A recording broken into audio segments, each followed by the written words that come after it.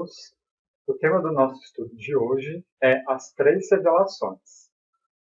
Antes de adentrar ao tema, é importante conversarmos um pouquinho sobre o significado da palavra revelação. Bom, o próprio Kardec ele vai nos ajudar com isso lá no livro A Gênese. Então ele vai nos trazer o significado desde a primeira ideia da palavra, que vem do latim revelare, que quer dizer retirar o véu. Então, revelação é justamente essa ideia de que algo está escondido, né? Algo nós não temos acesso porque está encoberto, e a revelação é quando isso fica se descoberto e todos podem reconhecer o que está ali. Então, o próprio Kardec diz que numa acepção mais genérica, essa palavra se emprega a respeito de qualquer coisa ignota que é divulgada, de qualquer ideia nova que nos põe ao corrente do que não sabíamos. Então, quando nós vamos falar das três revelações, o que nós propomos nesse tema? Olhar para a história da humanidade e percebermos que, em três momentos específicos, um corpo de conhecimento muito importante foi revelado. Por que é importante, então, primeiro pensarmos nessa palavra? Se algo nos é revelado, quer dizer que até então era desconhecido. Mas, dentro desse estudo, o significado dessas três revelações não diz exatamente de algo inédito, mas diz de algo que é publicizado. Ou seja, nós vamos conversar aqui sobre conhecimentos que um grupo muito seleto de pessoas já tinham, mas era restrito. E quando chegam esses momentos, esse conhecimento expandido e elaborado, ele é revelado a todos que desejem. E isso vai ser um ponto que nós vamos frisar muito, que não estará ligado diretamente a uma religião, mas aquela ideia será acessível a todos que desejem, independente da religião a qual esteja afinizado. Então, o próprio Kardec ele vai trabalhar muito esse conceito das três revelações, primeiro no Evangelho segundo o Espiritismo e depois no livro A Gênese. Então, nós vamos pegar algumas ideias que estão nesses dois livros para embasarmos nosso estudo de hoje. Primeiro ponto, o que o Kardec vai definir lá no capítulo 1 da Gênese? Que os espíritos, sobre a autorização de Deus, pôde nos revelar uma série de conhecimentos com qual objetivo? De que a humanidade avance. Esse é exatamente o termo que o Kardec usa, da humanidade avançar. Então, quando nós falamos do Espiritismo, nós também estamos falando de uma revelação. Revelação dada por quem? Pelos Espíritos. Além dessas três revelações, que então vão ser, nós falamos aqui do Espiritismo, voltando mais ao tempo, o cristianismo, e voltando mais ainda, Moisés com o judaísmo, nós vamos ter na figura dos Espíritos, de Jesus, de Moisés, esses reveladores. Mas o próprio Kardec vai nos chamar a atenção que não são somente essas três figuras, os Espíritos aqui no plural, que não vai ser um único Espírito que vai nos revelar, mas não são só essas figuras que vão revelar algum conhecimento. E ele diz lá na Gênesis que todas as religiões tiveram seus reveladores. E estes, embora longe estivessem de conhecer toda a verdade, tinham uma razão de ser providencial, que eram apropriados ao tempo e ao meio que viviam, ao caráter particular dos povos a quem falavam, aos quais eram relativamente superiores. Então, ao longo de toda a história da humanidade, alguns missionários nos revelaram algum corpo de conhecimento que era importante para aquele período. Só que esses conhecimentos, muitas vezes, eles eram limitados, eles eram fragmentados. Em três momentos muito específicos, com Moisés, com Jesus e com o advento do Espiritismo, houve-se uma revelação maior, mais completa e elaborada. E nós vamos, então, hoje aqui, compreendermos um pouquinho mais a importância de cada um desses três momentos. Mas é importante guardarmos essa informação de que eles não são os únicos reveladores, mas foram os mais marcantes dentro da história da humanidade. Porque pense bem, um Confúcio, um Siddhartha Gautama, o próprio Sócrates, podem ser sim considerados reveladores, mas a gente vai entender ao longo desse estudo por que esses três marcos eles são tão relevantes e por que o próprio Kardec os destacou no Evangelho segundo o Espiritismo e na Gênese também.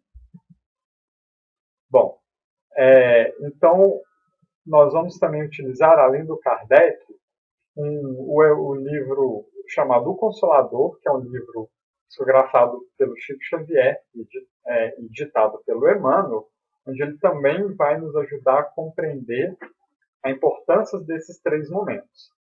Então veja o que o Emmanuel vai falar na questão 271 do livro Consolador.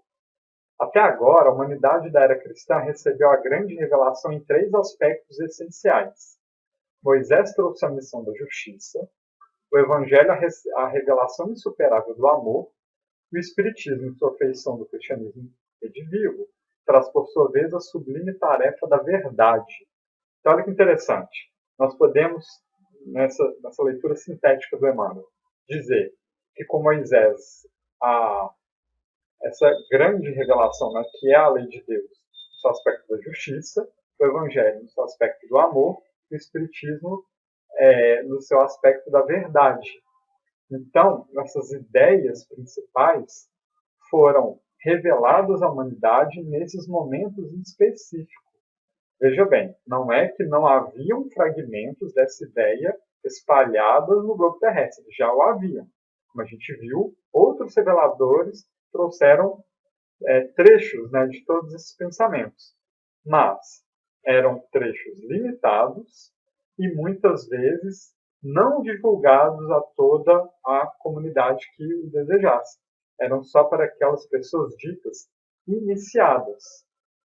Por exemplo, no próprio caso do Moisés, o Emmanuel vai explicar no livro A Caminho da Luz que os sacerdotes egípcios com quem Moisés cresceu, esses sacerdotes já tinham um grande conhecimento, mas não era um conhecimento revelado à população em geral. Então, por exemplo, aqueles sacerdotes dos templos egípcios, eles já tinham a ideia do monoteísmo, eles sabiam que era um Deus único, mas a religião do povo era uma religião politeísta, né? Que hoje a gente chama de mitologia, com Íris, com Ra, com todo aquele panteão egípcio. Então tem aquele grupo iniciado que tem aquela ideia para todas as pessoas. Com Moisés, isso se torna acessível a qualquer um.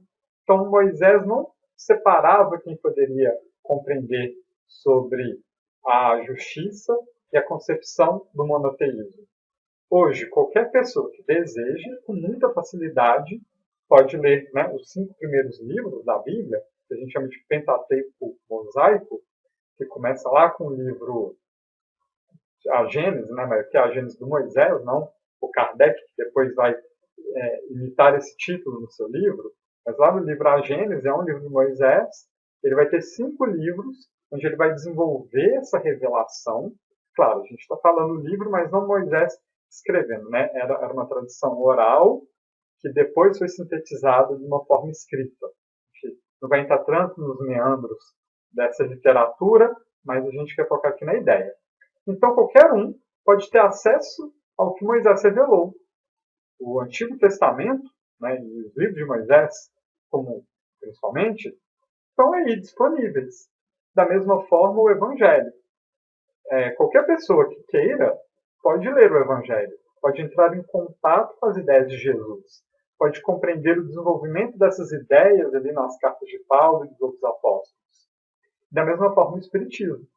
Se qualquer um adentrar uma livraria, nem precisa ser uma livraria numa casa espírita, pode ser uma livraria comum, ele pode adquirir qualquer obra espírita. Não existe assim, só quando você tem 10 anos de espiritismo é que você pode ler esse livro do Kardec. Isso não existe. Em qualquer momento que você desejar, você pode ler qualquer coisa que o Kardec escreveu. Isso é o caráter de revelação. Isso é o que determina esses três momentos como sendo essenciais. Né? Esses aspectos essenciais que o Emmanuel vai dizer aqui. O que mais o Emmanuel vai dizer? No centro das três revelações encontra-se Jesus Cristo, como fundamento de toda a luz e de toda a sabedoria.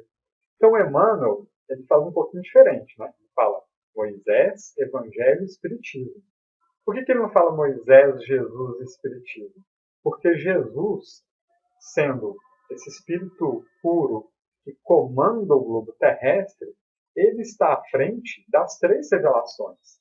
É o próprio Jesus que envia Moisés, é o próprio Jesus que vem até nós encarnado, é o próprio Jesus que convoca os espíritos para a terceira revelação. Então, Jesus gravita sobre todas as revelações, não somente sobre aquela em que ele pessoalmente veio nos trazer. Isso é um ponto importante aqui. Então fica aí a sugestão, deem uma olhadinha no livro O Consolador do Emmanuel, tanto a questão 271, mas outras questões que ele também vai explorar mais essa ideia das três revelações. É um livro muito bom. E agora a gente vai falar mais um pouquinho dessa ideia. Por que essa revelação foi dividida em três partes? Porque há um grande período de tempo separando essas três revelações. Pois bem, então vamos voltar lá para Moisés. Moisés, a gente tem menos fontes históricas dele, mas o que a gente pode considerar aqui? Que ele encarnou, mas esteve reencarnado, aproximadamente 1500 anos antes de Cristo. Então, mais ou menos 3.500 anos atrás. Era um período em que a humanidade, intelectualmente falando, né, pode-se dizer que ela estava na infância. Então, não caberia a Moisés trazer um conjunto de revelações para além do que aquelas pessoas seriam capazes de compreender. Então, ele trouxe esse aspecto da justiça, ele afixou as bases do monoteísmo, que já vinha dessa tradição com seus antepassados, né, desde lá de Abraão, mas ele fixa e ordena e elabora melhor essa ideia do monoteísmo, traz os 10 mandamentos que permanecerão sempre atuais, pois eles são essencialmente a lei de Deus, mas Moisés também é um legislador humano. Nós não podemos nos esquecer disso. Então Moisés, ali, ele traz essa revelação e ela está presente em seus livros, mas ele também traz ordenamentos de ordem humana e muitos que já foram superados. Então nós não podemos ler todas as leis que Moisés impôs ao seu povo como sendo leis divinas. Algumas hoje em dia são impraticáveis. Mas se você olhar aqui para mim agora, neste momento eu estou descumprindo uma lei de Moisés. Mas como, né? Moisés, por exemplo, em suas leis, não permite que se misturem tecidos diferentes para se confeccionar roupas. Essa minha própria camisa não é feita só de um tecido, né? Uma mistura de algodão com outras coisas. Isso já não pode, segundo Moisés. Tinha um propósito naquela época dessas leis humanas, mas elas são superadas. Agora, as leis divinas que Moisés trouxe, essas continuam valendo até hoje. Se a gente volta para os 10 mandamentos, não matarás, não prestarás falso testemunho, honrar a teu pai e tua mãe, isso não ficou desatualizado. Isso deve ser cumprido sempre. Agora, outras questões que Moisés trouxe, ele trouxe como um legislador humano. Importante, o Kardec faz essa separação lá no Evangelho segundo o Espiritismo. Bom, passado 1500 anos, vem a figura de Jesus, trazendo a boa nova e mostrando nessa sua revelação que na lei de Deus é expressada pelo amor. Moisés trouxe a justiça, agora Jesus traz o amor. A gente tem que entender também que o próprio Jesus ele não escreve nada. Tá?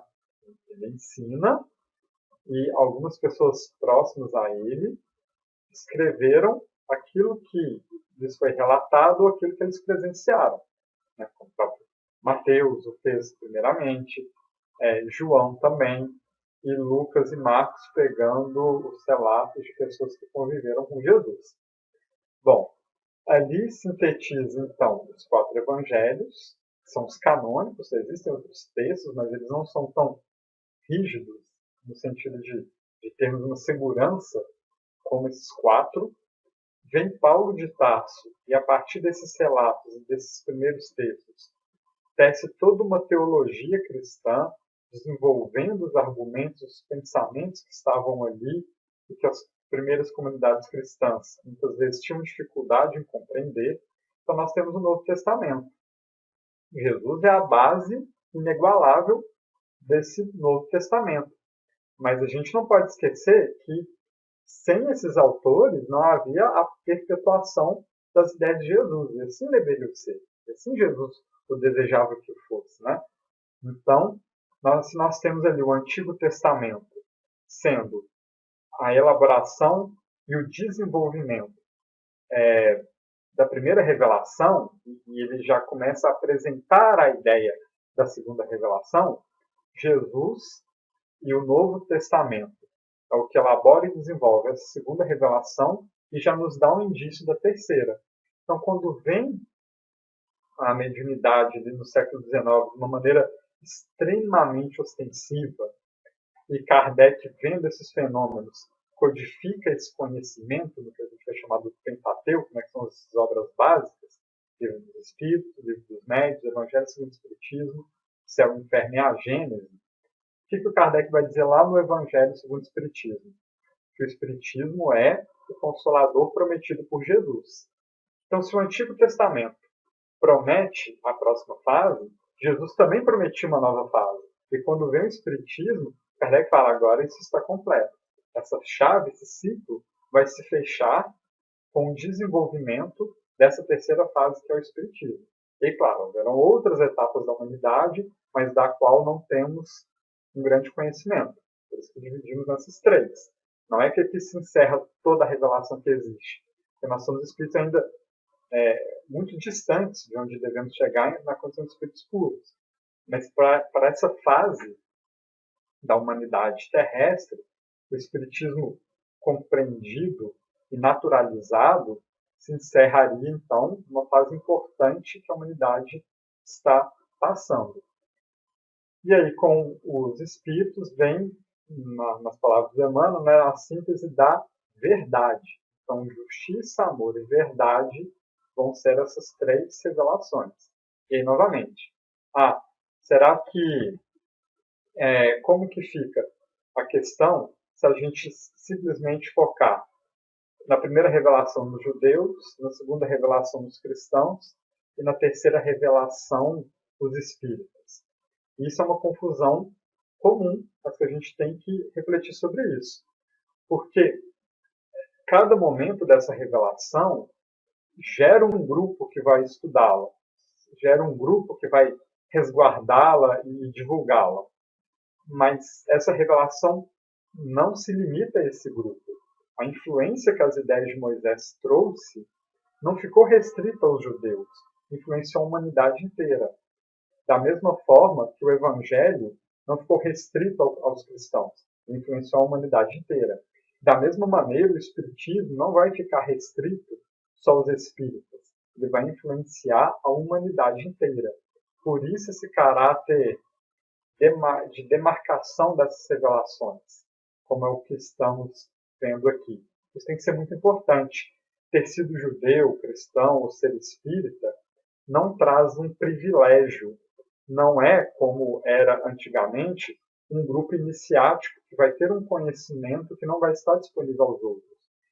É, no máximo, podemos pensar assim, uma grande responsabilidade por termos em mãos um conhecimento que deve chegar a todos, que deve ser naturalizado a todos.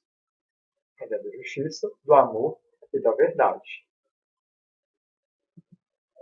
Outro ponto também que a gente não pode esquecer é que, apesar de a gente pensarmos nessas figuras históricas como Moisés, Jesus e Kardec, existe um contexto preparado e desenvolvido para que essa revelação pudesse acontecer. Então, houveram personagens muito importantes antes de Moisés, assim como houveram antes de Jesus e antes de Kardec, que deram uma base contextual para que, quando eles estivessem aqui, pudessem fazer seu trabalho, e houveram personagens muito importantes após essas três figuras também, para dar a continuidade, estabelecer a base desses trabalhos. Então, como eu disse, temos ali o Antigo Testamento, temos o Novo Testamento, além das 5 obras do Kardec, temos outras revelações espirituais e outros diálogos com os espíritos que tornaram-se obras muito relevantes que complementam esse conhecimento. Então a gente tem que pensar em blocos, não em indivíduos. A revelação ela é algo muito mais elaborado e muito mais complexo do que uma pessoa vir aqui e trazer uma simples mensagem. Né? Ela é uma revolução das ideias da humanidade. E assim sendo, ela precisa de uma preparação prévia e precisa de um trabalho póstumo, aquele momento central das ideias sendo divulgadas. Outro ponto, então, importante da gente compreender é como que essas três revelações se conectam. E para isso, nós vamos voltar lá para o livro O Consolador, na pergunta 263. Então, olha a pergunta que o Emmanuel vai nos responder. Deve-se atribuir ao judaísmo uma missão especial em comparação com as demais ideias religiosas do tempo antigo? Então vamos entender um pouco mais do judaísmo, que a gente vai fazer agora esse livro. Judaísmo, cristianismo, espiritismo, mas não se esquecendo de tudo que eu acabei de comentar sobre o que é uma revelação. Então, olha só. Embora as elevadas concepções religiosas que floresceram na Índia e no Egito, e todos os grandes ideais do conhecimento da divindade que povoaram a antiga Ásia em todos os tempos, deve-se reconhecer no judaísmo a grande missão da revelação do Deus único. Então, primeiro ponto. Pensem só. Imagine Jesus reencarnando num povo politeísta, que acreditava em vários deuses. Não haveria nenhuma base para o desenvolvimento de suas ideias. Imagina Jesus se encarna, ele ia ter que explicar que só existe um único Deus, para depois trazer a ideia que ele vinha trazer. Então, sem o judaísmo, sem essa ideia do Deus único e da justiça, não haveria uma base sobre a qual Jesus traria a sua mensagem. Então percebe que não é possível existir a segunda revelação sem antes ter existido a primeira? Elas não são elementos independentes e autônomos. Elas são uma única construção no amadurecimento das ideias da humanidade. Outro ponto importante aqui, que a gente já falou dentro do Moisés, e o Kardec vai falar muito sobre isso no Evangelho segundo o Espiritismo, é saber separar, né, a lei de Deus da lei civil. Mas por que isso é importante também? Quando Jesus vem trazendo sua segunda revelação, ele constantemente é questionado sobre o descumprimento de determinadas leis. Mas quais leis Jesus descumpre em sua vida? Seriam as leis de Deus? Não. Um espírito puro não iria descumprir a lei de Deus. Mas Jesus, em vários momentos, descumpre as leis civis. Ele mostra claramente ali que Moisés trouxe essa revelação, mas ele trouxe também esses outros elementos que eram temporais. Então, quando Jesus é questionado por permitir que os discípulos colham alimentos no sábado, por curar no sábado, no momento em que ele não lava as mãos, no momento em que ele conversa com pessoas que não poderia conversar porque geraria um processo de impureza, segundo a tradição judaica. Em vários desses Jesus é questionado se deveria ou não pagar os impostos a Roma. E ele vai mostrar que, olha, vocês estão falando de leis civis, de coisas que devem ser mudadas, que devem evoluir. Mas no momento em que ele está falando da lei de Deus, aí não. Aí é algo eterno e imutável. Essa é uma característica do próprio Deus. Então, outro ponto importante aqui do Evangelho segundo o Espiritismo que o Kardec vai falar. E aí, falando do Espiritismo agora, olha o que Kardec vai dizer lá no Evangelho segundo o Espiritismo, capítulo 1. O Espiritismo é a ciência nova que vem revelar aos homens, por meio de provas irrecusáveis, a existência e a natureza do mundo espiritual e as suas relações com o mundo corpóreo. O Espiritismo, nesse caráter da verdade, vem nos trazer de forma inequívoca a ideia de que somos espíritos imortais. Isso muda toda a nossa relação com a própria vida, já não tão focada nos elementos materiais, mas na realidade espiritual. E tem uma pergunta interessante lá também no livro Consolador, do Emmanuel, onde pergunta se o Espiritismo veio ao mundo para substituir outras crenças. E o Emmanuel vai dizer que não. Não é que vai deixar de existir as religiões para que todo mundo se torne espírita. Não. Mas que o Espiritismo veio transformá-las e elevá-las. E o Kardec também trabalhou muito isso. Ele fala assim, ó, a ideia de que existe uma vida após a morte era, então, unicamente um artigo de fé, de crença. Mas com o Espiritismo, ele se torna uma prova irrecusável. E isso faz toda a diferença dentro de uma mudança do pensamento da humanidade inteira. Imagine quando toda a humanidade, independente de suas crenças, independente do seu local, independente de sua cultura, todas as pessoas têm a certeza de que são espíritos. Imagine o avanço moral e intelectual que não vai gerar essa certeza. Isso é a revelação principal que o Espiritismo vem trazer, e essa é a mudança que o Espiritismo vai causar na humanidade quando essa revelação for naturalizada em todos. E é interessante que o Emmanuel continua falando assim, a missão do Consolador, né, do Consolador prometido, ou seja, do Espiritismo, tem que se verificar junto das almas e não ao lado das glórias efêmeras dos triunfos materiais. Então, nós espíritas, nossa preocupação não é que todo mundo se torne espírita, mas é que todas as pessoas compreendam os postulados espíritas dentro de suas crenças, dentro de sua cultura, sem problema nenhum. Mas que essas ideias possam permear toda a humanidade. O Espiritismo sincero, enriquecendo os valores da fé, representa o operário da regeneração do templo do Senhor, onde os homens se agrupam em vários departamentos, ante altares diversos, mas onde existe um só mestre, que é Jesus Cristo. E lembrando de novo que as três revelações estão sobre a ordem de Jesus. Ele presencialmente trouxe uma, mas ele coordena todas. Que ele coordena toda a trajetória do planeta Terra.